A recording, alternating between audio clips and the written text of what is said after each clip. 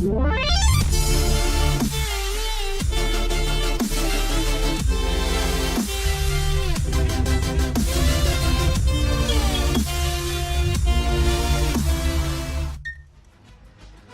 1 gave us everything we could ask for, and for that we are grateful. If you're just stumbling upon this video and channel for the first time, you best hit that subscribe button and buckle up. This channel is about to explode with more of your favorite NFL picks, Twitter polls, and fantasy football advice.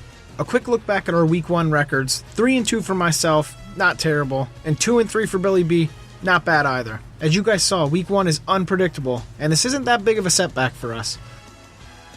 And again, our records on the season, not much here until we get into the later weeks. Let's get into the games. Our first game looks at the Thursday nighter between the New York Jets and the Buffalo Bills. At this point, the game is at a pick'em. The game, I think, started at 3 points in Buffalo's favor, but with the recent news of Sammy Watkins not being 100%, this value has dropped. I'm all over the Jets winning this one. They almost defeated the Bengals at MetLife and are playing their next one in the state of New York, so you know the Jets fan base will travel well for that one. They also know that Watkins won't be 100%, so expect them to push Buffalo's offensive line back and get some pressure on Tyrod. Buffalo seemed like they couldn't get anything started against a mediocre Ravens defense, so a superior defense in the Jets will prove to be too much for them. Alright, I got the Jets here in a pick'em and also the Jets straight up, obviously, since there is no spread. I just think the Bills are a mess on offense right now. They didn't do anything against the Ravens last week. Sammy Watkins is banged up, and so is Tyrod Taylor. He took a beating in that game. The Jets played pretty well. They have a good front to stop the run on defense, so I think the Jets will pull this off and get their first win of the season.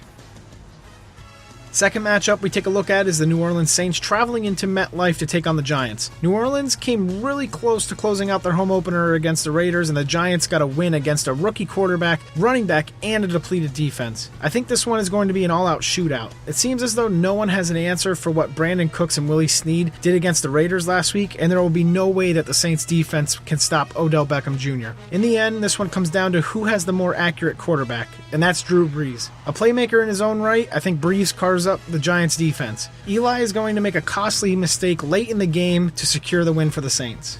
Alright, for this game I like the Saints +5 and the Saints straight up.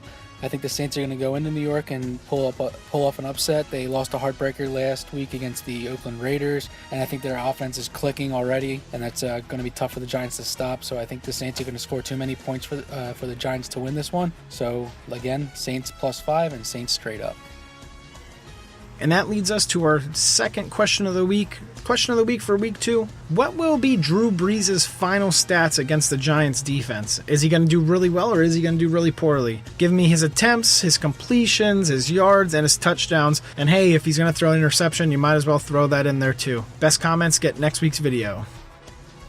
Our third game we chose is the Jacksonville Jaguars taking on the San Diego Chargers. At the moment, San Diego is favored by 3 points. The Jaguars are going to be all over this San Diego defense. I really love this pick. There is zero indication of concern against picking the Jaguars in this one. San Diego just lost their number 1 wide receiver in Keenan Allen to a terrible injury, and the Jaguars know they will have the upper hand, and Gus Bradley will exploit that with their defensive scheme this week. I don't trust any other San Diego wide receivers enough to pick them in this one. Alright, I like the Jaguars +3 and the Jaguars straight up. San Diego lost Keenan Allen last week. They were clicking on offense, and then when he went down, they got completely shut down. So I think without him, they're going to have trouble in this game. The Jaguars played really well against the Packers, but couldn't pull it out. I think this time they play well, and they beat the San Diego Chargers. So take the Jaguars +3 and the Jaguars straight up. Our last matchup is one for the ages. The Sunday nighter following the Green Bay Packers, favored by 2.5 points, traveling into the Minnesota Vikings' new stadium. Green Bay held off a young Jaguars team last week, and Minnesota absolutely obliterated Tennessee's offense. But this week, Minnie will look to go against a stronger Packers offense, which does not bode well for them. I'm taking the Packers here. Green Bay should at least win by a touchdown. Sean Hill could not get anything going last week, only throwing for 236 and no touchdowns, and even Adrian Peterson had a tough time last week, getting 31 yards on 19 carries. Aaron Rodgers was hitting almost every throw perfectly last week, and this kind of success and accuracy will carry on in this division matchup. Alright, I got Green Bay -2.5 and Green Bay straight up in this game. The Minnesota Vikings failed to score an offensive touchdown last week. If it wasn't for their defense, they probably would have lost the game. Green Bay is a better team than the Tennessee Titans, so I just don't think Minnesota has it in them with Sean Hill as their quarterback to win this game. So take Green Bay -2.5 and Green Bay straight up. For my upset pick, let's take the Kansas City Chiefs over the Houston Texans. The Texans are a good team, don't get me wrong, but these teams are more alike than people would like to admit. Both have good defenses and both have slightly above mediocre quarterbacks. The key to this game will be those explosive plays, and while DeAndre Hopkins can give Houston those plays, I like Alex Smith to find a way to win. All right, and for my upset pick, me and Hatbox actually agree on this one. We both have Kansas City +2 and Kansas City straight up to beat the Houston Texans. The Chiefs are a better team, and I think they will ride the momentum off that huge comeback victory they had. And Houston struggled in the first half against the Bears, picked it up in the second half, but I think Kansas City's defense will confuse Brock Osweiler, and it'll be tough for them to win this game. So take the Chiefs straight up and +2. And here's the rest of our Week 2 picks.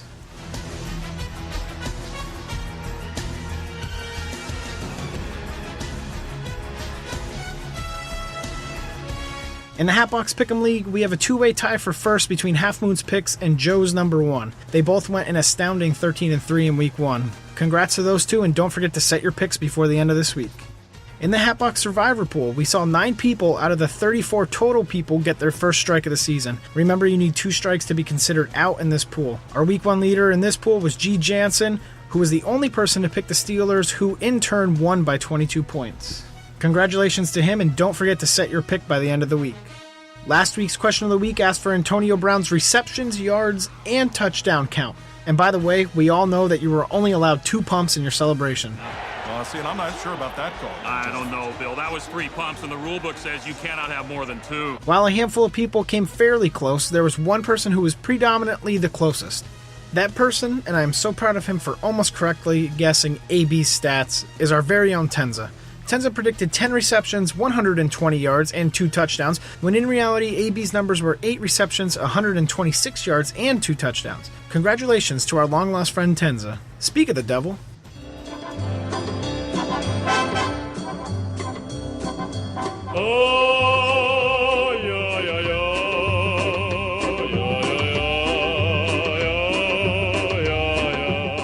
Hey, want an introduction. How long's it been since we done a good old shame report? Well, first up we got Mr. who said Saints will lose, so you're wrong on that one. Also, the Bengals will lose, and not just by a field goal. Wait, how did those games end?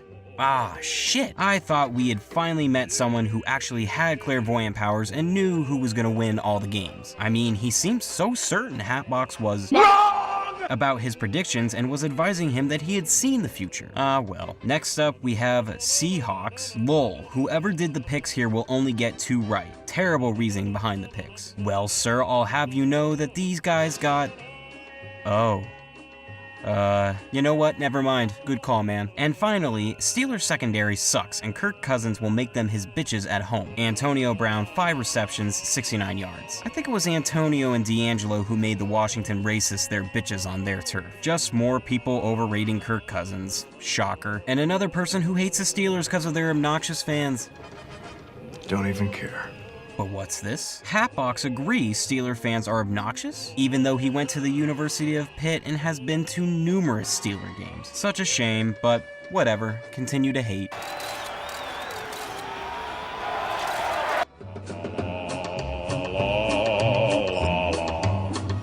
And just like that, we are engulfed in the best sport of all time once again. Be sure to follow us on Twitter for fantasy advice, live tweeting during the games, and just a way to connect with us. Don't forget to set your lineups in my Pick'em and Survivor pools, and don't forget to answer this week's question of the week. I'll see you dudesons in the next video.